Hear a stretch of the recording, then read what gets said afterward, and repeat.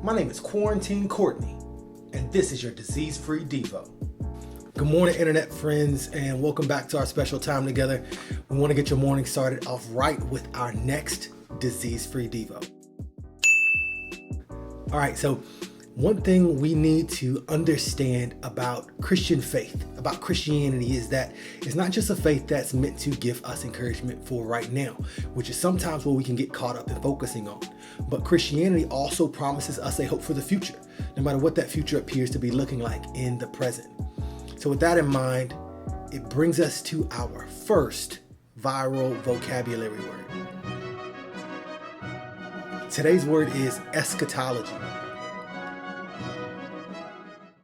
Eschatology is the part of Christianity that has to do with what happens at the very end of time. And the eschatology that the Bible points to is very good news for the Christian. Let's read what Paul writes in Romans chapter 8, verses 18 through 21. He says, "For I consider that the sufferings of this present time are not worth comparing with the glory that is to be revealed to us. For the creation waits with eager longing for the revealing of the sons of God. For the creation was subjected to futility, not willingly, but because of him who subjected it, in hope that the creation itself will be set free from its bondage to corruption and obtain the freedom of the glory of the children of God." All right, the Bible teaches us that we live in a broken world. And if we're honest, I think we can see this. History tells us that people have always dealt with things like crime and injustice, relationships gone wrong, and even things like sickness and disease. We often attempt to do our best to push back these kinds of challenges in the world. And while we never want to stop trying to make progress, there's really only so much that we can do in our limited strength. That's why Paul paints us this picture of things that are coming. Christians can have hope even in dark times because the suffering that we face now isn't even worth putting in the same category as the kind of glory that's going to be revealed to us.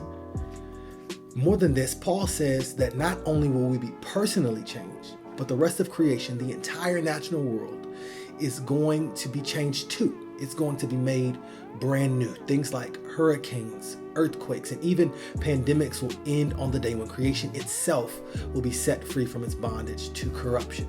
Christians, this is a reason to have a morning praise break because things are undeniably crazy right now. This is a really unprecedented time as it relates to sickness sweeping across our planet.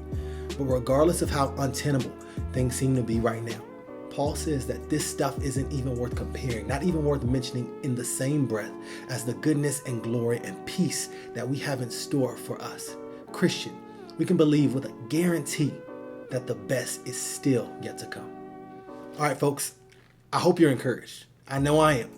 Go and tell somebody about Jesus today from a safe distance. Know that Aloma Church is praying for you. Talk to y'all later. God bless and stay germ free.